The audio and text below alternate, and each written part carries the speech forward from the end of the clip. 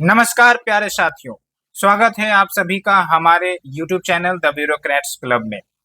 इसके पिछले वीडियो में हमने आपको बताया कि किस प्रकार से बीपीएससी अपने क्वेश्चंस रिपीट करती हैं और 69th बीपीएससी में लगभग 40 क्वेश्चंस डायरेक्टली रिपीट हुए थे और उसी का वीडियो प्रूफ के साथ मैं आपके लिए लेकर आया था। फर्स्ट पार्ट में आपने देखा होगा, अगर आपने नहीं देखा है तो जरूर देखें, जिसमें प्रूफ के साथ बताया गया है कि किस प्रकार से बीपीएससी पीवाईक्यू को ही ध्यान में रखकर क्वेश्चन पूछती है।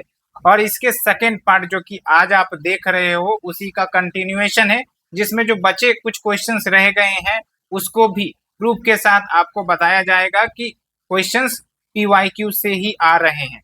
तो आपको फर्स्ट पार्ट जरूर देखना चाहिए, उसके बाद आप सेकेंड पार्ट देखें। इससे आपको एक रास्ता मिल जाएगा कि नहीं, पीवाईक्यू इग्नोर करने वाली चीज नहीं है, उसके ऑप्शंस जो आते हैं उसे भी इग्नोर करना बड़ा खतरनाक हो सकता है। तो ओवरऑल एक कंक्लूजन ये निकलता है कि आप पीवाईक्यू के क्वेश्चन तो जरूर करें, उसके साथ साथ आप यह भी सुनिश्चित करें कि जो ऑप्शंस है ऑप्शंस को भी थोड़ा डिटेल में आप समझें, क्योंकि ऑप्शन से भी क्वेश्चंस फ्रेम हुए हैं। जैसे कॉलेजियम सिस्टम 68 बीपीएससी में पूछा गया था, 69th में क्या हुआ कि कॉलेजियम सिस्टम के डिटेल में क्वेश्चन पूछ लिए गए। उसी प्रकार से अनटचेबिलिटी के ऊपर एक क्वेश्चन आया था और उसको 69th बीपीएससी में आर्टिकल के अंतर्गत पूछ लिया गया। तो इससे क्या बात साबित होती है कि हाँ, पीवाईक्यू एक बहुत ही बड़ी अहमियत रखेगी आपके सिलेक्शन के लिए। तो इसलिए आपको इसे इग्नोर नहीं करना है, आपको अच्छे से पढ़ना है, पीवाईक्यू को बार बार रिवाइज करना है, 3 बार रिवाइज करना है। तो आप देखो और ज्यादा क्लैरिटी आएगी, जितनी बार रिवीजन उतनी ज्यादा क्लैरिटी और उतने अच्छे मार्क्स आपके आएंगे, आपका कट ऑफ निकलेगा, जरूर निकलेगा। तो जल्दी से आप कमेंट सेक्शन में आप हमें कमेंट करें, yes I am going to clear this prelims definitely. एक माइंडसेट आपका बनेगा और आप कहीं ना कहीं क्लियर जरूर करेंगे। तो चलिए शुरुआत करते हैं। जो बच्चे हमारे क्वेश्चंस रह गए थे, अगर आपने हमारा चैनल सब्सक्राइब नहीं किया है, अगर आप नए हैं हमारे चैनल पर तो जल्दी से सब्सक्राइब कर ले। हम इसी प्रकार का वीडियो आपके लिए लाते रहेंगे। उसी प्रकार से अभी यूनियन बजट और इकोनॉमिक सर्वे का आपका एक लेक्चर आने वाला है। साइंस एंड टेक्नोलॉजी के क्वेश्चंस और जो PT 365 है उसको अपडेट कर दिया गया है। आप वहां विजिट कर प्लेलिस्ट में जाकर आप जरूर देखिए, इन सब का आप लाभ उठा सकते हैं, वो भी फ्री ऑफ कॉस्ट, और काफी डिटेल से कवर करवाया गया है जो इम्पोर्टेंट है एग्जामिनेशन पॉइंट ऑफ व्यू से। तो चलिए शुरुआत करते हैं। जो आपका अगला क्वेश्चन है, मैच द फॉलोइंग। मैंने आपको बताया कि बीपीएससी अगर मैच द फॉलोइंग क्वेश्चन देती है तो आपको हिंट समझ जाना चाहिए कि बस आपको एक या दो ऑप्शंस को डिकोड करना है, आपका सारा आंसर आ जाएगा। ठीक है, तो इसको देखते हैं। चारका, ब्रह्मगुप्त, ये सब इंपॉर्टेंट पर्सनालिटी है एंशियंट इंडिया के, ये सब तो आपको ध्यान में रहना ही चाहिए था। बाराहमीर, फिर विशाखादत्त। चलो मान लेते हैं कि आपने इन सब के बारे में नहीं पढ़ा, लेकिन आपने अगर पीवाईक्यू किया होता तो फिर यहाँ पर आप देखिए, who was the writer of मुद्रा राक्षसा, तो आपने इसका जरूर आंसर मार्क किया होगा, रटा होगा इसे कि इसका आंसर विशाखादत्त है। ये बात आपको पता चल गई। लेकिन इसके साथ साथ आपने ये भी पढ़ा होगा कि जो मुद्रा राक्षस है ना वो प्ले है, ड्रामा है, यानी कि जैसे आज मूवी में आप ड्रामा देखते हो वो ड्रामा है। ये हर एक पीवाईक्यू के सॉल्यूशन में लिखा रहता है। ठीक है, तो अगर आपको ये बात पता थी तो डायरेक्टली आप क्या मार्क करते कि ऑप्शन जो डी है उसका 3 होगा। तो अब देखो चमत्कार, ऐसे कोई भी स्टेटमेंट नहीं है जहां पर D more than one option में हो, एक ही में है डी का 3, आपका आंसर सीधा आ गया। तो आप बस एक ऑप्शंस को एलिमिनेट कर देते पीवाईक्यू के माध्यम से, आपका सारा का सारा आंसर आ जाता। यही तो मैच द फॉलोइंग का खेल है। तो ऐसा नहीं कि आपको देख के गड़बड़ा जाना है, हड़बड़ा जाना है। शांति से आप बस डिकोड करिए कि क्या हमें आता है, उस पर फोकस करिए। जो नहीं आता है उसको थोड़े देर के लिए इग्नोर करिए, जो आता है आपको उस पर फोकस करिए। हालांकि ये उम्मीद करते हैं आपसे कि ब्रह्मगुप्त, बाराहमीर, चारका, इन सब के बारे में आपको जरूर पता होगा। बाराहमीर का कुछ पुस्तक है, आप हमें कमेंट सेक्शन में जरूर नाम बताएं। ब्रह्मगुप्त का भी कुछ पुस्तक आता है, आप जरूर हमें नाम बताएं कि क्या क्या बुक है। इससे आपका रिकॉल होगा और आप और अच्छे से रिवाइज कर सकते हैं। जितना ज्यादा रिकॉलिंग उतना अच्छा से आपका दिमाग में फिट हो जाएगा। फिर चलते हैं अपने अगले क्वेश्चन की तरफ, जो कि आपका ज्योग्राफी का है, Bihar special. The Triveni canal has been constructed on which of the following river? Kosi, Son, Gandak, Mayur, Kashi. तो आप देखिए जो त्रिवेणी कैनाल पर क्वेश्चन है ना, बीपीएससी न जाने कितने बार क्वेश्चन पूछे, ये तो मैंने एक आपको बस कोट किया है, लेकिन ऐसे बहुत बार क्वेश्चंस इस पर पूछे गए हैं। और यहाँ पर आप देखिए ये 2002 में क्वेश्चन आया डायरेक्ट हूबहू, यहाँ पर बस ये पूछा जा रहा है कि कौन से रिवर का वाटर त्रिवेणी कैनाल में आता है, जबकि यहाँ पर क्या पूछा गया है कि जो त्रिवेणी कैनाल है वो कौन से रिवर पर बनाई गई है। तो क्वेश्चन घुमा फिरा कर एक ही हुए, बस क्वेश्चन का टोन थोड़ा चेंज कर दिया गया। एक तरफ डैम पूछा था किस रिवर पर है, और अभी रिवर कौन सा डैम बनाती है, कौन से डैम पर है, इस पर क्वेश्चन पूछा गया। तो आप बताइए कि क्या आंसर होने वाला है। अगर आपने ये पीवाईक्यू किया होता तो +1 मार्क्स आसानी से आपके आते, और ये काफी फेमस है। आंसर आपको कमेंट सेक्शन में बताना है, हम नहीं बताएंगे, क्योंकि ये आपको बताने की जिम्मेदारी हमने दी है ताकि आपका रिवीजन हो जाए। और इसके साथ साथ अगर आपको कुछ पता है कि और ये जो रिवर है ये सब महत्वपूर्ण रिवर है, कहाँ से निकलती है और कौन से लोकेशन पर, बिहार के कौन से लोकेशन या डिस्ट्रिक्ट में ये इंटर करती है, 2-3 पॉइंट्स आपको याद रखना है, क्योंकि बीपीएससी का फेमस है रिवर। ठीक है, जैसे गंडक पर क्वेश्चन पूछ लिया गया 69 बीपीएससी में। ठीक है, तो आपको ध्यान रखना है। चलिए अब हम चलते हैं नेक्स्ट क्वेश्चन की तरफ। Untouchability is एबोलिश्ड by which article of the Indian constitution? अब यहाँ पर देखिए ये एक फंडामेंटल राइट्स का क्वेश्चन है। ठीक है, और फंडामेंटल राइट्स पर क्वेश्चन बीपीएससी पूछती है, आर्टिकल्स पर क्वेश्चन पूछती है। लेकिन लेट्स से कि आपके ऑप्शन भी दिए गए हैं A B C D करके, लेकिन मान लीजिए कि अगर आपने PYQ किया होता तो क्या आपका ये क्वेश्चन बन सकता था? बिल्कुल, लेकिन कैसे? तो यहाँ पर आप क्वेश्चन पढ़िए जो 2002 में आया है, विच of the following is a fundamental duty. है ये फंडामेंटल ड्यूटीज का क्वेश्चन, लेकिन कैसे आपको डिकोड करना है ऑप्शन, उसके माध्यम से आप कैसे अपनी तैयारी मजबूत कर सकते हैं, ये तरीका आप समझिए। पहला ऑप्शन है the separation of executive from judiciary. दूसरा ऑप्शन है to value and preserve the rich heritage of our composite culture. तीसरा आपका free and compulsory education to children. चौथा है to abolish the practice of untouchability. यहाँ पर आप पकड़िए, इसी को मैं आपको हाईलाइट कर रहा हूँ। तो अगर आपने ये क्वेश्चन किया होता तो आप अगर एक सोच समझ के ऑप्शन एनालाइज करते तो आपको ये भी पता होना चाहिए था रिवाइज करते वक्त कि भाई ये फंडामेंटल राइट्स और आर्टिकल 17 के अंतर्गत आता है। उसी प्रकार से फ्री एंड कंपलसरी एजुकेशन ये आपका आर्टिकल 21A के अंतर्गत आता है, और ये आपका preserve rich heritage and composite culture ये फंडामेंटल ड्यूटीज है। तो आंसर तो ये हो जाएगा। उसी प्रकार से जो आपका पहला ऑप्शन है separation of executive from judiciary, तो ये जो है भाई आपका डीपीएसपी का पार्ट है। ठीक है, अब यहाँ पर आपको काम क्या दे रहे हैं हम कि डीपीएसपी के कौन से आर्टिकल में ये सेपरेशन मेंशन की गई है, क्योंकि अगली बार क्वेश्चन हो सकता है यही पूछ लिया जाए। तो ऐसे करके आपको ऑप्शन एनालाइज करने होते हैं, और गारंटी है कि अगर आप ऐसे पढ़ रहे हैं तो आपका क्लियर होने से कोई नहीं रोक सकता। जल्दी से कमेंट सेक्शन में लिखिए yes I am going to clear this prelims definitely. ठीक है, तो चलिए अब हम चलते हैं नेक्स्ट क्वेश्चन की तरफ। In the Indian art the construction of stupa, chaitya, vihara is related to which of the following? तो यहाँ पर जो फोकस है कि किससे रिलेटेड है, क्या ये बुद्धिज्म से है, क्या ये आपका सेविज्म से है, या वैष्णविज्म से है, या आजीविका सेक्ट से है।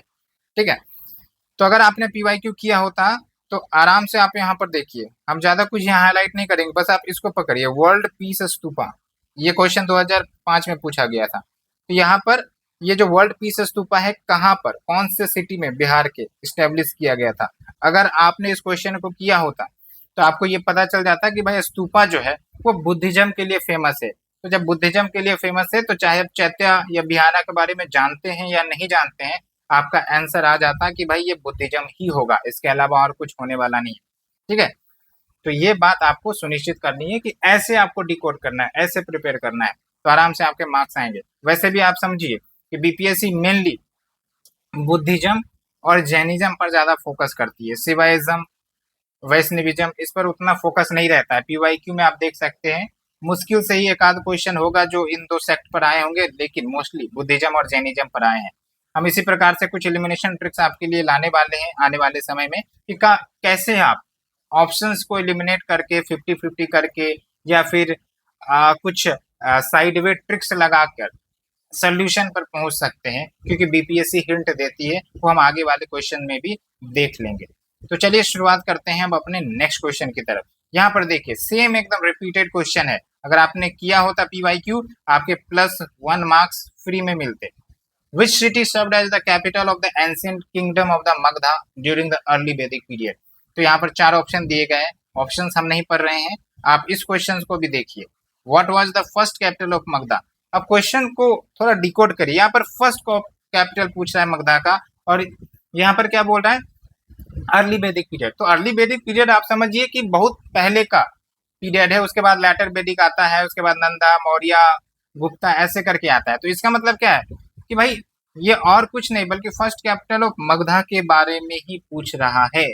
वैसे में आपका आंसर क्या हो जाता, कमेंट सेक्शन में बताइए, ये दोनों का आंसर कमेंट सेक्शन में आप बताइए, और आपको पता चल रहा होगा कि कितना महत्वपूर्ण है PYQ करना, कितना महत्वपूर्ण है PYQ को एनालाइज करना। ऐसे आप टेस्ट सीरीज मारते चले जाएंगे, लेकिन टेस्ट सीरीज की एक लिमिटेड रोल होती है, PYQ का रोल, उसके ऑप्शंस का रोल बहुत ही ज्यादा होता है। ये मेक और ब्रेक वाला सिनेरियो क्रिएट करेगा आपके लिए। तो चलिए चलते हैं हम नेक्स्ट क्वेश्चन की तरफ। अब ये आप लंबा चौड़ा स्टेटमेंट देख के डरिएगा नहीं, क्योंकि बहुत बार ऐसा होता है, BPSC ने तो इस बार कुछ ज्यादा लेंदी पेपर बना दिए थे। 69th में लगभग 10-12 क्वेश्चन ऐसे थे जो लेंदी थे, लेकिन इसका मतलब ये नहीं कि आप उससे सॉल्व नहीं कर सकते थे। अगर आप एक आधा स्टेटमेंट भी जान जाते या फिर स्थिर से क्वेश्चन को पढ़ते तो सॉल्व हो सकता था। हाँ, ये बात मानते हैं कि टाइम मैनेजमेंट का इश्यू हुआ होगा, क्योंकि लंबे स्टेटमेंट पढ़ने में थोड़ा समय लगता है, फिर मैथ्स का सब्जेक्ट है, बिहार स्पेशल है, साइंस है, साइंस में भी सोचना पड़ता है, हो सकता है कोई कोई ऑप्शन में सोचना पड़ जाए, तो इसलिए थोड़ा टाइम कंज्यूमिंग तो हो ही जाता है। लेकिन इन जनरल अगर आप स्टेटमेंट डिकोड कर सकते थे तो आपका इस प्रकार के क्वेश्चंस भी बन जाते, कोई डाउट की बात नहीं। अब एक बात आपको ध्यान रखना है कि यूपीएससी, अब यूपीएससी की बात कर रहा हूँ, बीपीएससी जो है बीच बीच में ट्रैप डालती है। क्या ट्रैप डालती है कि करेक्ट के जगह इनकरेक्ट, इनकरेक्ट के जगह करेक्ट स्टेटमेंट पूछती है। जैसे यहाँ पर आपका किया गया है, आपके आंसर्स इनकरेक्ट ऑप्शंस को चुनना है, ठीक है, जो गलत है, ऐसा नहीं कि सही वाला मार्क कर देना है। तो अगर आप सही वाला जानते हो उसे हटा दे, या फिर गलत वाला जानते हैं तो आप उसे टिक मार दे, तो दोनों में से कोई हो सकता है। लेकिन चलिए किस टॉपिक पर है, 42nd अमेंडमेंट। और ये आपको हम बता दें कि 42nd अमेंडमेंट हो, 44th अमेंडमेंट हो, कुछ ऐसे इंपॉर्टेंट अमेंडमेंट्स है जिसको आप इग्नोर कर नहीं सकते। उसको हमने अपने सोर्स ट्रेसिंग के वीडियो में कवर किया है। अगर आपने वो वीडियो नहीं देखा है तो आप सोर्स ट्रेसिंग वाला वीडियो जरूर देखें, वहां पर आपको पता चल जाएगा कि कौन से चैप्टर से, कौन से टॉपिक से बीपीएससी ने क्वेश्चन पूछा है और हमें किस प्रकार से आगे अपनी तैयारी सुदृढ़ करनी है, ताकि हम 70th बीपीएससी का कट ऑफ आराम से क्लियर कर सके। तो यहाँ पर आपका इनकरेक्ट स्टेटमेंट पूछा है, ठीक है। तो 42nd अमेंडमेंट, और इसमें इसके अंतर्गत क्या एडिशन हुआ, तो पहला स्टेटमेंट है कि इस अमेंडमेंट ने 3 वर्ड्स प्रियम्बल में जोड़े, सोशलिस्ट सेकुलर इंटीग्रिटी। दूसरा स्टेटमेंट 8 फंडामेंटल ड्यूटी इसने जोड़े। तीसरा स्टेटमेंट न्यू डायरेक्टिव प्रिंसिपल्स इन्होंने ऐड किया, ये जो आर्टिकल्स है आपका। चौथा, ये आप स्टेटमेंट देख लीजिए, it granted power to the president in consultation with the election commission to disqualify members of the state legislature. तो इनकरेक्ट पूछना है, ठीक है। अब यहाँ पर आप देखिए, अगर आपने PYQ किया होगा तो आपको यहाँ साफ साफ दिख रहा है, क्या दिख रहा है आपको, कि 42nd अमेंडमेंट के बारे में दिया गया है, ठीक है। और इसके अंतर्गत बोला गया है एक नया चैप्टर ऐड किया गया था, किससे रिलेटेड। उसी प्रकार से यहाँ पर देखिए, fundamental duties were incorporated in the constitution by the amendment. तो ये तो हमें पता चल रहा है कि फंडामेंटल ड्यूटीज तो 42nd से ही ऐड की गई है, लेकिन अगर आप थोड़ा सा डिटेल में पढ़े होते इसको तो आपको पता होगा कि टोटल शुरुआत में 10 फंडामेंटल ड्यूटीज ऐड की गई थी, और एक फंडामेंटल ड्यूटीज 2002 में ऐड की गई थी, तो टोटल 11 फंडामेंटल ड्यूटीज है। लेकिन यहाँ पर क्या बोला जा रहा है, 8 फंडामेंटल ड्यूटीज। आपको एक स्टेटमेंट इनकरेक्ट पता चल गया, तो अगर एक स्टेटमेंट इनकरेक्ट पता चल गया तो जाहिर सी बात है आपका 2 ऑप्शन तो वैसे ही गलत हो गया, ठीक है, क्योंकि आपका ऑप्शन नंबर 2 इज इनकरेक्ट। तब आपको 50-50 खेलना है। अब अगर नहीं पता तो आप 1 मार्क करके ही आएंगे, ऐसे क्वेश्चन छोड़ने नहीं चाहिए, ठीक है। प्रोबेबिलिटी कहती है कि आपका सही होने का भी उतना चांस है जितना गलत होने का चांस है। अब चलिए लेट्स से कि आपको कुछ एलिमिनेशन ट्रिक लगाना है, तो जनरली क्या होता है, जब भी संविधान में संशोधन होता है तो आप ध्यान रखिए कि जो आर्टिकल्स है ना, आर्टिकल्स में कुछ ए बी सी करके लिखा जाएगा। अगर सिंपल सा वो सीधा आर्टिकल है तो मान के चलिए कि वो अमेंडमेंट नहीं हुआ है। तो अब इस ट्रिक को आप समझिए, इस ट्रिक को आप समझिए। यहाँ पर देखिए, आप यहाँ पर जो ऐड किया गया डीपीएसपी में आर्टिकल 39A है, तो मान के चलते हैं कि चलो ये ऐड किया गया होगा 43A है, लेकिन यहाँ पर देखिए अब 47 है। तो यहाँ पर ना ए है, ना बी है, ना सी है, डायरेक्ट आर्टिकल लिखा गया है। तो इसका मतलब ये ओरिजिनल कॉन्स्टिट्यूशन में मौजूद था, इसको अमेंड नहीं किया गया या फिर अमेंडमेंट के माध्यम से नहीं लाया गया। तो आपका ये जो है आपका गलत हो जाएगा। तो आपका क्या आंसर हो गया? आंसर हो गया आपका सी। तो ऐसे करके आप एलिमिनेशन टेक्निक अपनाकर और पीवाईक्यू के आधार पर आप अपने आंसर पर पहुंच सकते हैं आसानी से। उम्मीद करते हैं ये आपको वीडियो आनंद लग रहा होगा, मजेदार लग रहा होगा। अपने फ्रेंड सर्कल में शेयर करना ना भूले मित्रों। चलिए अब हम चलते हैं नेक्स्ट क्वेश्चन की तरफ। Which of the following were the reasons for the failure of the revolt of 1857? तो जो 1857 का रिवोल्ट है वो भारत में सफल नहीं हो सका। अंग्रेज ने फिर से अपना रिटर्न, या फिर यूं कह सकते हैं कि फिर से उसने अपनी मौजूदगी को स्थापित कर लिया, और भी बहुत मजबूत तरीके से। ठीक है, ये टॉपिक आपके बीपीएससी मेंस में भी बहुत महत्वपूर्ण है, तो आप जरूर पढ़ते होंगे इसको। लेकिन चलिए, आपको थोड़ा बहुत पीवाईक्यू का आइडिया है, तो क्या बीपीएससी ने पहले क्वेश्चन पूछ रखा है क्या? बिल्कुल, यहाँ पर आप देखिए, what is the reason of the failure of 1857 revolt. अब भले ही ऑप्शन आपको मैच ना करे, लेकिन आप अगर इस क्वेश्चन को पढ़े होंगे तो जाहिर सी बात है आप आंसर कर देंगे। ठीक है, और कुछ एलिमिनेशन टेक्निक में मैं आपको यहाँ पर बताता हूँ, आराम से आप एलिमिनेट कर सकते हैं। तो यहाँ पर क्या है, क्यों आपका 1857 रिवोल्ट सफल नहीं हो सका? क्या वो lack of Hindu Muslim unity था, या फिर कोई जनरल प्लान या सेंट्रल ऑर्गेनाइजेशन नहीं था जिसके कारण मूवमेंट जो है वो सेंट्रलाइज नहीं हो सकी? Option C, limited reason of its impact, हर जगह पर ये मूवमेंट नहीं फैल सका। Option D, non participation of zamindar, zamindar ने पार्टिसिपेट नहीं किया। ऐसे कुछ ऑप्शन है। तो चलिए, यहाँ पर तो आप आंसर समझ पा रहे होंगे कि क्या होगा भाई। कोई जनरल प्लान नहीं था कि कैसे क्या आगे बढ़ना है, बस अचानक से इमीडिएट फैक्टर ने लीड किया और फिर दिल्ली की तरफ मार्च किए, फिर कुछ कुछ जमींदार ने पार्टिसिपेट किए। तो ये सब कुछ इनडायरेक्टली हो रहा था, कोई सेंट्रलाइज्ड अथॉरिटी नहीं थी जो इस मूवमेंट को लीड कर रहा था। बहादुर शाह जफर वो काफी बूढ़े हो गए थे, उन्होंने तो वो मना भी किया था कि हम मूवमेंट को लीड नहीं करेंगे। ठीक है, तो ये सब कुछ बातें थे। तो एक सबसे इम्पोर्टेंट बात ये थी कि कहीं ना कहीं एक यूनिफाइड आइडियोलॉजी नहीं थी, सब अपने अपने लिए लड़ रहे थे। ठीक है, और कोई सेंट्रलाइज ऑर्गेनाइजेशन नहीं था, और इसी का फायदा अंग्रेज ने उठाया। ठीक है, अब इसको आप समझ गए। अब इस क्वेश्चन पर आइए, क्या कारण है military superiority of the British? अब एक सिंपल सा जवाब दीजिए आप, अगर मिलिट्री सुपीरियरिटी नहीं रहती तो क्या ब्रिटिश जीत पाता? ये लॉजिक वाली क्वेश्चन है, सोचने वाली क्वेश्चन है। तो स्टेटमेंट 1 सही है। अब यहाँ पर देखिए, the rebels did not have a unified programme and ideology, यही आपका आंसर इसमें भी है।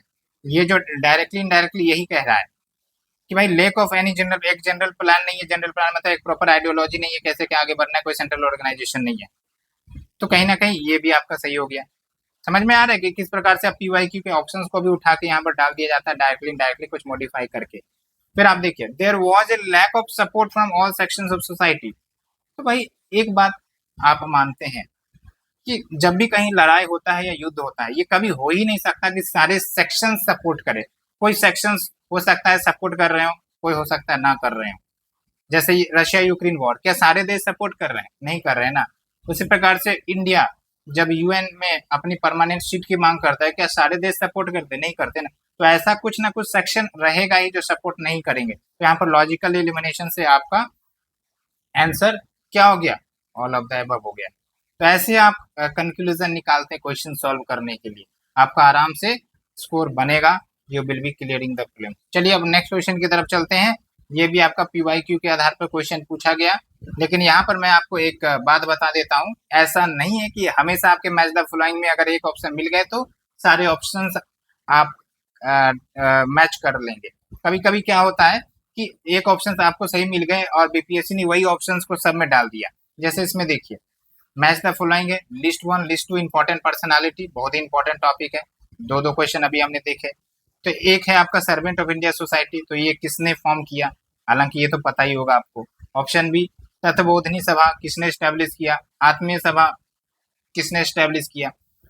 तो लेट्स से आपको ये दोनों के बारे में नहीं पता, ठीक है, पता होगा तो और भी बहुत अच्छी बात है, बहुत ही मतलब शानदार प्रिपरेशन है आपका। लेकिन हम चलते हैं ऑप्शन सी की तरफ, आत्मीय सभा। आत्मीय सभा, अगर आपने बीपीएससी का पीवाईक्यू किया हो 1996 में, ये क्वेश्चन पूछा गया कि भाई फाउंडर ऑफ आत्मीय सभा कौन है, तो यहाँ पर साफ साफ आंसर था आपका राजा राम मोहन राय। अगर राजा राम मोहन राय था तो यहाँ पर आप ऑप्शन में देखिए राजा राम कहीं मिल रहे हैं, बिल्कुल मिल रहे हैं, तो सी का 3। लेकिन यहाँ पर ट्रैप देखिए, सी सब में है, इसका मतलब आप किसी भी ऑप्शन को एलिमिनेट नहीं कर सकते। तब यहाँ पर क्या करें, तब यहाँ पर आपको पता होना चाहिए कि जो लूसेंट है उसमें ये सारे ऑर्गेनाइजेशंस किसने स्टेब्लिश किए, नाम दिए गए हैं, या फिर स्पेक्ट्रम पढ़ते हैं तो नाम दिए गए। तो कहीं ना कहीं ऐसा नहीं है कि हर बार आपको डायरेक्ट आंसर मिल जाएगा, इनडायरेक्टली आप डिकोड कर सकते हैं। तो सर्वेंट ऑफ इंडिया सोसाइटी ये आपका किसने स्टैब्लिश किया, आप हमें कमेंट सेक्शन में बताइए। तत्वबोधिनी सभा किसने स्टैब्लिश किया, ये भी आप हमें बताइए। तो इस प्रकार से आप हमें आंसर डिकोड कर सकते हैं। लेकिन मेरा यहाँ पर ऑब्जेक्टिव था बताने का कि हाँ पीवाईक्यू और फिर आपका ये ऑप्शन और फिर कुछ आपकी मेहनत, एक्स्ट्रा मेहनत और आपका आंसर, ठीक है। चलिए अब एक और मजेदार क्वेश्चन है, बैंकरप्सी इंसॉल्वेंसी। वैसे बीपीएससी इतने डिटेल में इकोनॉमी के क्वेश्चंस नहीं पूछती थी, लेकिन इस प्रकार से प्रोडिक्शन लग रहा है कि अब इकोनॉमी के कंसेप्ट पर वो घुस रही है, थोड़ा सा डिटेल में जा रही है, क्योंकि 2-3 क्वेश्चन ऐसे देखने को मिले जो कहीं ना कहीं कंसेप्चुअल आधारित है। तो उसी प्रकार से आपको थोड़ा सा दिशा बदलना पड़ेगा। हालांकि बजट और इकोनॉमिक सर्वे के क्वेश्चन तो आएंगे ही, इसमें कोई डाउट नहीं है। 2-3 क्वेश्चन या 4 क्वेश्चन भी बजट और इकोनॉमिक सर्वे के आते हैं, और अगर बिहार का भी मिला दे तो लगभग 5 से 6 क्वेश्चन ऐसे होंगे जो सेंट्रल और बिहार के बजट और इकोनॉमिक सर्वे से आएंगे, जिसको हम आने वाले समय में 2 से 3 दिन में पब्लिश करने वाले। तो आपको बस बने रहना हमारे साथ और लेक्चर्स देखते रहिए, शेयर करते रहिए। चलिए क्वेश्चन को देखते हैं। Consider the following statements regarding insolvency and bankruptcy. तो बैंकरप्सी का यहाँ डेफिनेशन दिया है, दूसरा आपका इंसॉल्वेंसी का डेफिनेशन दिया गया है, तीसरा आपका बैंकरप्सी के बारे में क्वेश्चन बोला गया है। अब चौथा है insolvency and bankruptcy board of India, वो रेगुलेटरी बॉडी है जो रेस्पॉन्सिबल है overseeing insolvency and bankruptcy proceeding. अब आप लेट्स से कि आपको कुछ भी नहीं पता था, क्या है डेफिनेशन, इंसॉल्वेंसी के बीच क्या डिफरेंस है, नहीं पता, लेकिन इतना कॉमन सेंस आप जरूर लगा पा रहे होंगे कि भाई ये जो इंसॉल्वेंसी एंड बैंकरप्सी बोर्ड है, ये आप देखिए नाम क्या है, इंसॉल्वेंसी एंड बैंकरप्सी बोर्ड हो, ठीक है। तो ये क्या काम करेगा, ये जाहिर सी बात है कि ये रेगुलेट करेगा इंसॉल्वेंसी एंड बैंकरप्सी प्रोसीडिंग्स को। जब नाम ही इसका इंसॉल्वेंसी एंड बैंकरप्सी बोर्ड है तो ये रेगुलेट ही करेगा किसको, इंसॉल्वेंसी एंड बैंकरप्सी प्रोसीडिंग्स को। तो आप ऐसे करके ऑप्शन नंबर 4 आंख बंद कर कर सही मांग सकते थे। ऐसे बहुत से क्वेश्चंस में आए हैं जहां पर आप इनडायरेक्टली रेफर करके आप उस ऑप्शन को सही टिक लगा सकते हैं। तो अगर आपको पता चल गया कि भाई ऑप्शन 4 सही है, तो ये दोनों तो गायब ही हो गया ना, ये दोनों गायब हो गए। अब करते हैं पीवाईक्यू का कमाल। तो लेट से आपने 2 ऑप्शन तो छाट दिया। अब यहाँ पर आप देखिए, अगर 1996 का क्वेश्चन आपने पढ़ा होगा तो आपको यहाँ पर एक टर्म आया है बैंकरप्सी। तो आप जाहिर सी बात है बैंकरप्सी के बारे में पता किए होंगे, बैंकरप्सी को समझे होंगे क्या बात है। तो जाके आपको पता चला होगा कि जो बैंकरप्सी है वो बेसिकली क्या होता है कि जब खुद जो डेप्टर है या यानी कि जो लोन लिया है, चाहे वो कंपनी हो इंडिविजुअल, खुद बेसिकली डिक्लेयर कर दे लीगली कि भाई साहब अब हम पे नहीं कर सकते, और उसके बाद क्या होता है जो क्रेडिटर्स होते हैं जो लोन दिए हैं वो उसका लिक्विडेशन कर देते हैं, यानी कि उसकी संपत्ति को फिर लीगल बेसिस पर एक्वायर कर लेते हैं ताकि उसके जो डेप्ट है वो रिकवर किए जाए। लेकिन यहाँ पर देखिए, जब आप स्टेटमेंट 1 और स्टेटमेंट 2 को पढ़ेंगे ना, ये दोनों स्टेटमेंट अपोजिट कर दिया गया है, ठीक है। यानी कि बैंकरप्सी का डेफिनेशन इंसॉल्वेंसी में डाल दिया और इंसॉल्वेंसी का डेफिनेशन बैंकरप्सी में डाल दिया। यही इसी प्रकार का एक क्वेश्चन हमने पिछले वीडियो में आपको बताया था, जहां पर बीपीएससी ने सेम काम किया। तो ये भी एक ट्रेंड निकल कर आ रहा है जो हम आपको एलिमिनेशन टेक्निक में बताएंगे, ठीक है। उसी प्रकार से जो तीसरा स्टेटमेंट है इसमें भी इन्होंने उल्टा कर दिया है स्टेटमेंट को। तो लेट्स से कि अगर आपको ये भी पता चल गया कि बैंकरप्सी और इंसॉल्वेंसी का डेफिनेशन उल्टा कर दिया गया, तो इसका मतलब 2 तो होगा नहीं, 2 नहीं होगा तो आपको आंसर कहाँ पर आ गया, डायरेक्ट 4 पर आ गया, आपका आंसर सही हो गया, ठीक है। तो ऐसे करके आपको एलिमिनेट करने हैं, आपका आंसर आपके पास होगा। तो आप देख रहे हैं कि पीवाईक्यू की अहमियत कितनी होती है। भले टर्म क्यों ना दे दिया हो, आपको उस टर्म के थोड़ा सा डिटेल में जाना है, ठीक है। अब जैसे इकोनॉमिक इनइक्वलिटी, आप थोड़ा सा सोचिए कि भाई कौन कौन से फैक्टर्स हैं जो इकोनॉमिक इनइक्वलिटी को प्रमोट करते हैं, थोड़ा सा दिमाग लगाइए। क्या जो रिचर सेक्शंस है, क्या वो इकोनॉमिक इनइक्वलिटी को प्रमोट नहीं कर रहे हैं? अगर सेम टैक्सेशन सिस्टम हो जाए अमीर और गरीब का, तो क्या वो इकोनॉमिक इनइक्वलिटी को प्रमोट नहीं करेंगे? तो ये सब आप थोड़ा सा सोचिए, आंसर आ जाएगा आपके सामने। और क्या पता अगली बार बोल देगा विच of the following factors constitutes the economic inequalities in India, ऐसे करके क्वेश्चन फ्रेम कर दिया जाएगा। तो आपको बस थोड़ा पता होना चाहिए क्या होता है। चलिए अब हम चलते हैं नेक्स्ट क्वेश्चन की तरफ। डायरेक्ट क्वेश्चन रिपीट हुआ है आपके आंख के सामने, नजर के सामने, जिगर के पास।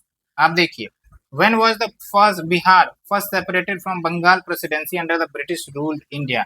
ना जाने कितनी बार बीपीएससी ने इस क्वेश्चन को पूछा है, बार बार पूछा है, बोर कर दिया, लेकिन फिर भी उन्होंने पूछना नहीं छोड़ा। तो यहाँ पर देखिए, ऑलरेडी 2002 में बीपीएससी ने ये क्वेश्चन पूछ रखा है कि भाई बिहार को सेपरेट प्रोविंस का दर्जा कब मिला in the reason of British administration, ठीक है।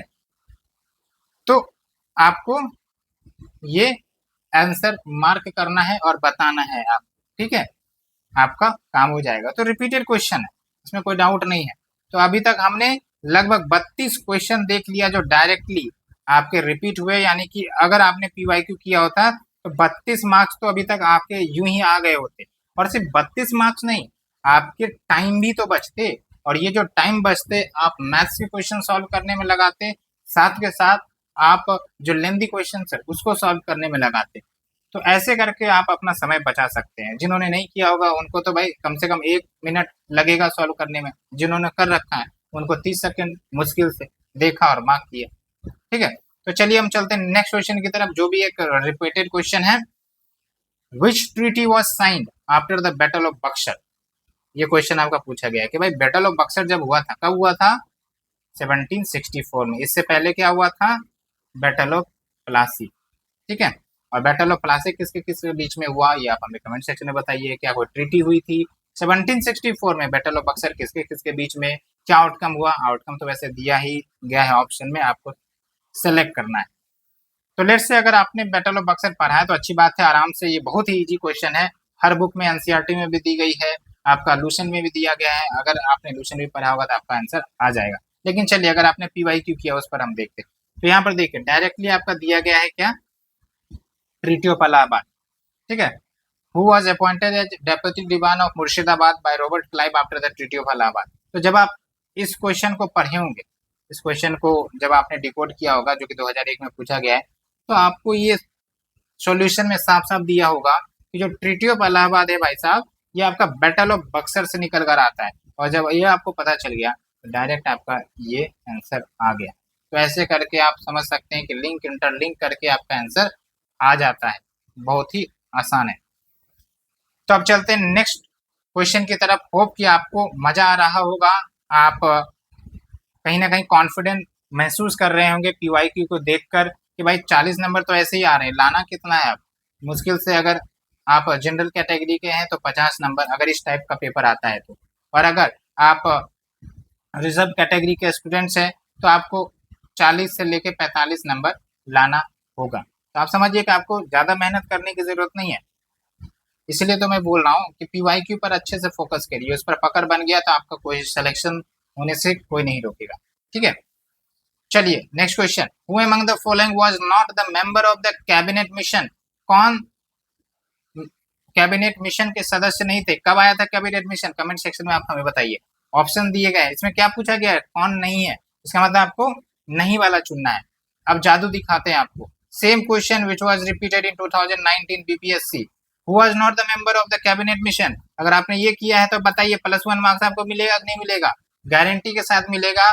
और 32 उधर हमने देखा था, +1 जोड़ लीजिए 33 हो जाएगा, ठीक है। यानी कि अब तक आपको 33 मार्क्स आ चुके हैं, ये 34 मार्क्स, सॉरी 34 मार्क्स आ चुके हैं।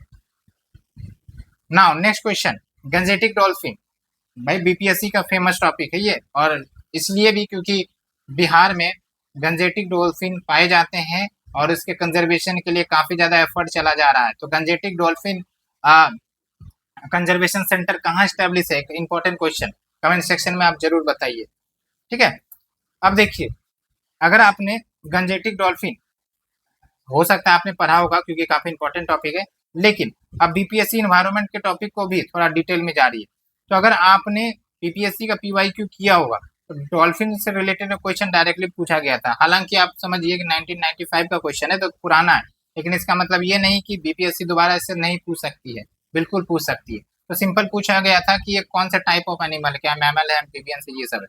लेकिन आपकी जिम्मेदारी क्या बनती है एज एन एस्पिरेंट कि भाई अगर डॉल्फिन के बारे में पूछा है और जिस प्रकार से ट्रेंड बढ़ रहा है, जैसे बैंक्रप्सी के बारे में मैंने आपको बताया, कलीजियम सिस्टम के बारे में मैंने आपको बताया, अब क्या है डॉल्फिन की बारी आई, तो डॉल्फिन की उन्होंने डिटेल में चले गए, तो 4-5 स्टेटमेंट दे दिया और फिर आपका क्वेश्चन पूछ दिया गया। क्यों डॉल्फिन? क्योंकि ये बहुत इंपॉर्टेंट है, ये स्पीसीज बिहार में, ठीक है, और ये नेशनल एक्वेटिक एनिमल भी है, आपको पता होना चाहिए। तो ऐसे में आपका ये भी क्वेश्चन बन जाता अगर आपने थोड़ा सा डिटेल से स्टडी किया होता तो आप बताइए इसका आंसर क्या है, और आपको क्या लग रहा है कि अगर आप इस तरीके से पढ़ते हैं तो आपका जाहिर सी बात है मार्क्स इंक्रीज होंगे, इसमें कोई डाउट की बात नहीं है। Now we are moving to the next question. Which of the following statements is correct? ये आपका ज्योग्राफी मिनरल से क्वेश्चन है, ऑप्शन ए, और ये आपका एनसीईआरटी से ही है। अगर आप एनसीईआरटी को खोल के देखेंगे, हमने आपको सॉर्ट स्ट्रेसिंग करके भी बताया है कि किस प्रकार से एनसीईआरटी से क्वेश्चंस पूछे जा रहे हैं भर भर के, चाहे वो साइंस हो, ज्योग्राफी हो, हिस्ट्री हो, पॉलिटी हो, पूछे जा रहे हैं। तो आपको इग्नोर नहीं करना है एनसीईआरटी भी, ठीक है। तो option A, natural gas is found in Dharwar rock formation, सही है, गलत। Option B, mica is found in Koderma. आपको ये ध्यान रखना है, कोडरमा अगर आपको सिर्फ पता है, इतना आपको पता है कोडरमा झारखंड में, आपका आंसर डन है, आप आराम से इस क्वेश्चन में जीत हासिल कर लेंगे, ठीक है। फिर एक Cuddapah series is famous for diamond of sandy petroleum reserves are found in Aravalli. तो चलिए हम पीवाईक्यू की तरफ चलते हैं। 1995 में क्या पूछा गया है? The finest quality of mineral mica is obtain from, ये कुछ झारखंड के कुछ इंपॉर्टेंट डिस्ट्रिक्ट के नाम दिए गए, धनबाद, हजारीबाग, झरिया, कुल्ती। तो अगर आपको ये पता हो कि भाई कोडरमा झारखंड में, और इस ऑप्शन से आप ये देख सकते हैं कि ये सारे के सारे झारखंड में, तो क्या आप डिकोड कर पा रहे हैं कि यस भाई मीका तो झारखंड में मिलता है, और अगर आपको ये पता है कोडरमा झारखंड में, तो आपका ऑप्शन भी करेक्ट है, ठीक है। तो ऐसे करके आपको आंसर लाना है। Now we are moving to the next question. Which of the following statements about non plan expenditure of the central government is correct? हालांकि बीपीएससी ने इसे क्यों पूछा नहीं पता, कहने का मतलब ये है कि जब आपका प्लानिंग कमीशन होता था और वो प्लानिंग बनाते थे, first 5 year plan, second 5 year plan, 12th 5 year plan, तब ये जो बजट है उसमें planned expenditure, non planned expenditure को सेग्रीगेट किया जाता था। क्या होता है प्लान्ड एक्सपेंडिचर? वैसे एक्सपेंडिचर जो हमने डिसाइड किया है कि भाई इस सेक्टर पर इतना खर्च करेंगे, उस सेक्टर पर उतना खर्च करेंगे, डेवलपमेंट पर इतना, इंफ्रास्ट्रक्चर पर इतना, एक प्लानिंग हमने तैयार कर दी है, उस प्लान के आधार पर हम खर्चा करेंगे। नॉन प्लान का मतलब क्या है? कोई प्लान नहीं है, खर्चा वो होना है, ठीक है। तो अब आप देखिए कोई स्पेसिफिक सेक्टर आप पकड़िए, अगर कोई स्पेसिफिक सेक्टर होगा तो वो प्लान्ड एक्सपेंडिचर होगा। एग्जांपल के तौर पर आप देखिए, यहाँ ऑप्शन है आपका the expenditure is on interest payment, the expenditure is on science and technology, the expenditure is on agriculture. तो अगर आप इतना डिकोड कर पाते हैं तो आपका आंसर आ जाएगा। लेकिन चलिए हम समझते हैं कि आपने हो सकता है इस टॉपिक को ना पढ़ा हो, लेकिन अगर आप यहाँ देख रहे हैं पीवाईक्यू को 1995 में 7th 5 ईयर प्लान, इसमें बस फैक्ट पूछा गया है कि average annual growth non plan expenditure का 7th 5 ईयर प्लान में कितना था। तो यहाँ से आपका क्या टॉपिक मिल गया? Non plan expenditure. इसके बारे में जरूर आप डिटेल से पढ़े होंगे अगर आपने इस क्वेश्चन को किया होगा कि भाई प्लान और नॉन प्लान में क्या अंतर है। और अगर आपने नॉन प्लान पढ़ा है और प्लान पढ़ा है तो भाई उसके सब डिविजन्स क्या है, उसके अंदर क्या क्या टॉपिक आ जाते हैं, तो ये आपको पता चलेगा कि जो प्लान होते हैं वो सेक्टर स्पेसिफिक होते हैं। तो यहाँ पर देखिए साइंस एंड टेक्नोलॉजी एक स्पेसिफिक सेक्टर है, expenditure on agriculture specific sector है, ठीक है। लेकिन इंटरेस्ट पेमेंट क्या है कि भाई ये जो पेमेंट है वो करना ही है, इसमें प्लानिंग करो या ना करो कोई फर्क नहीं पड़ता, जो आपने लोन लिया है वो पे करना पड़ेगा ना। आपने बैंक से लोन लिया तो आप भले ही अपने बजट को कितना भी प्लान कर दोगे, इतना खर्च करेंगे उतना खर्च करेंगे, इंटरेस्ट नहीं पे करिएगा तो आपका ड्यू लगेगा। तो ये प्लानिंग के अंदर नहीं रखा जाता है, आउट ऑफ, इसलिए हम इसको कहते हैं नॉन प्लान एक्सपेंडिचर। तो डायरेक्ट आपका आंसर ये हो जाता है। तो ऐसे करके आपको पकड़ना है। तो क्या हम समझ पा रहे हैं कि बीपीएससी अब जो है ना, अपने जो टर्म्स उन्होंने पूछ रखे हैं, जो कंसेप्ट उन्होंने बस फैक्चुअल बेसिस पर पूछा करते थे, उसको अब कंसेप्ट के रूप में वो पूछ रहे हैं। तो इनडायरेक्टली ये कहना चाह रहे हैं कि अब आपको कंसेप्ट पर फोकस करना पड़ेगा, rather only on the facts. ये भी आपके +1 मार्क्स एक्स्ट्रा आपको मिल गए। चलिए अब चलते हैं एक और क्वेश्चन की तरफ। Gold is found in which of the following district of Bihar. ये बहुत ही इजी क्वेश्चन, काफी ज्यादा न्यूज में रहता है, और अगर आप इस क्वेश्चन को नहीं अटेम्प्ट किए होंगे तो मान के चलिए कि कहीं ना कहीं आपके प्रिपरेशन में लैक है। ट्रस्ट में, अगर आपने ये क्वेश्चन नहीं किया, क्योंकि बहुत बार न्यूज में रहती है, बिहार स्पेशल के बुक में दिया गया है, इवन आपका करंट अफेयर्स में भी ये काफी ज्यादा मेंशन था। ठीक है, लेट्स से इवन आपने न्यूज में नहीं सुना लेकिन आपने पीवाईक्यू कर रखा है। 68 बीपीएससी में डायरेक्ट क्वेश्चन पूछा गया है, जो कि 1 साल पहले की बात है, मतलब 3 महीने पहले की बात है। जब 69 बीपीएससी हुआ था उससे 3 महीने पहले। तो यहाँ पर देखिए ऑप्शन, देखिए बस, gold deposits are found in Jamui district. अगर आपने बस इस स्टेटमेंट को पढ़ रखा होता तो डायरेक्ट आपका 1 मार्क्स फोकट में फ्री में आ जाते। तब आप बताइए कि पीवाईक्यू करने की अहमियत कितनी ज्यादा हो जाती है, बहुत ही ज्यादा। इसलिए आपको इग्नोर नहीं करना है। Do complete your PYQ, there options, the concepts जो मेंशन किए गए हैं। Now we are moving to the next question. Consider the following events during the India freedom struggle. ये आपको क्रोनोलॉजी में अरेंज करना है। हालांकि इतना तो फैक्ट आपको पता होता ही होगा कि होम रूल मूवमेंट कब हुआ, सूरत स्प्लिट कब हुआ, खेदा कब हुआ, मिंटो मिर्लो रिफॉर्म्स कब हुआ। तो आपको अगर पता है, डेट याद है, तो आप आराम से क्वेश्चन सॉल्व कर सकते हैं। लेकिन लेट्स से कि अगर आपको याद नहीं है, लेकिन अगर आपने पीवाईक्यू किया है, तो इतना सिंपल सा बात होगा कि ये सब आपका ऑप्शन में दिया गया है। जैसे after which incident Mahatma Gandhi is called non corporation movement, तो कौन से घटना के बाद महात्मा गांधी ने नॉन कॉर्पोरेशन मूवमेंट को अपना हिमालयन ब्लंडर नाम दिया। तो आंसर तो है चौरी चौरा इंसिडेंट। तो आपको यहाँ से क्या करना चाहिए था, अगर आपने ये क्वेश्चन आपने पढ़ा है, आप यहाँ पर देखेंगे चौरी चौरा कब हुआ, ठीक है। फिर खेदा के ऑप्शन को देखेंगे, भाई खेदा कब हुआ। फिर आप देखेंगे राजकोट सत्याग्रह कब हुआ। फिर आप देखेंगे नागपुर सत्याग्रह कब हुआ। थोड़े से डिटेल में जाएंगे। तो ऐसे ही तो आप प्रिपेयर करते हैं अपने पीवाईक्यू को। ऐसा नहीं कि बस ये क्वेश्चन है, क्वेश्चन रट लिए। थोड़ा सा डिटेल में हमें जाने की जरूरत होती है, ठीक है। तो अगर आपने इस क्वेश्चन को किया है तो आपको पता चल जाएगा भाई खेदा सत्याग्रह है वो 1918 के आसपास हुआ था, महात्मा गांधी ने इसको लीड किया था। उसके बाद इस नेक्स्ट क्वेश्चन को पढ़िए। Swadeshi and boycott movement were adopted as a method of struggle for the first time. भले ही आपका आंसर ये पार्टीशन ऑफ बंगाल होगा, क्योंकि इसी समय ये अडॉप्ट किया गया था, लेकिन ये जो ऑप्शन दिए गए यही सब ऑप्शन तो मायने रखते हैं, क्योंकि ऑप्शन के ही आधार पर उन्होंने क्वेश्चन फ्रेम कर रखा है। अब देखिए होम रूल मूवमेंट, तो अगर आपने ये क्वेश्चन किया तो होम रूल मूवमेंट के बारे में थोड़ा सा आपने जरूर पढ़ा होगा। भाई 1916 में इसको जो है चलाया गया था। दो इंपॉर्टेंट पर्सनालिटी, एक अनी बेसेंट और बाल गंगाधर तिलक जी, ठीक है।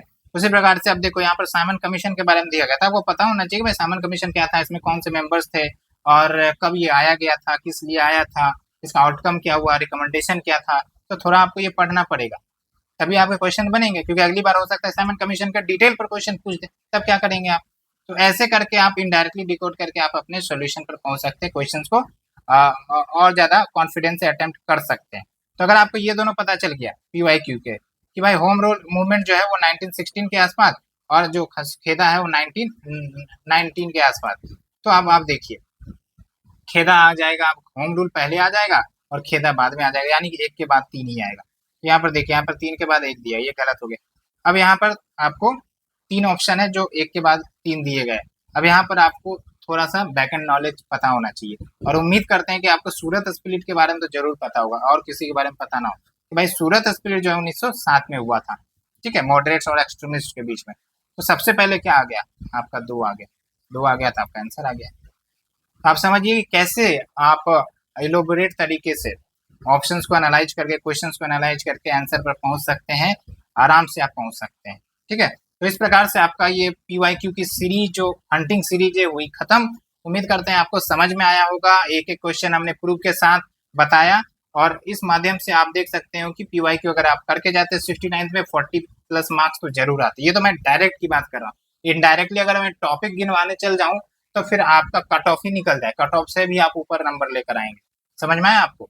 तो ऐसे करके आपको आगे बढ़ना है, पीवाईक्यू पर फोकस करिए। तो कंक्लूजन क्या है कि पीवाईक्यू को हम एलिमिनेट नहीं कर सकते, पीवाईक्यू हमारा प्रायोरिटी होना चाहिए। और पीवाईक्यू के साथ साथ जो ऑप्शंस है, उसके ऑप्शंस में हो सकता है कुछ कीवर्ड हो, कुछ आपके इंपॉर्टेंट कंसेप्ट हो, उस कंसेप्ट में जाइए, डिटेल में जाइए, थोड़ा सा स्टेटमेंट्स में जाइए। पॉलिटी का अगर कोई स्टेटमेंट है तो उसके आर्टिकल में जाइए, ठीक है। तो ऐसे करके आपको डिकोड करना पड़ेगा, और ऐसा अगर आप करते हैं तो आपका कट ऑफ निकलने से कोई नहीं रोक सकता। ठीक है, क्योंकि अब बीपीएससी पेपर थोड़ा लेंदी बना रही है, तो आपको उसी प्रकार की तैयारी करनी पड़ेगी। तो PYQ question plus PYQ trend, that is the topic and revision. ठीक है, और आप मेंस के लिए क्वालिफाई हो जाएंगे।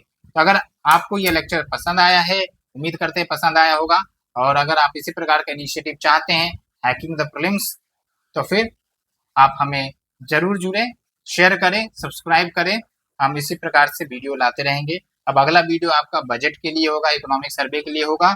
आपको कहीं जाने की जरूरत नहीं है, आपको बस आराम से रिवाइज करना है, पढ़ना है शांति से, और क्वेश्चंस आप देखिए तो उसको वाइड एंगल से देखिए, क्या पूछा जा सकता है, इसके अदर डायमेंशंस क्या हो सकते हैं। तो आपका माइंड खुलेगा, रिकॉलिंग बढ़ेगी, और सोचने समझने की क्षमता काफ़ी विकसित होगी। तो फ्रेंड्स, आज के लिए इतना ही। मिलते हैं हम अपने अगले लेक्चर में। Thank you very much for your cooperation.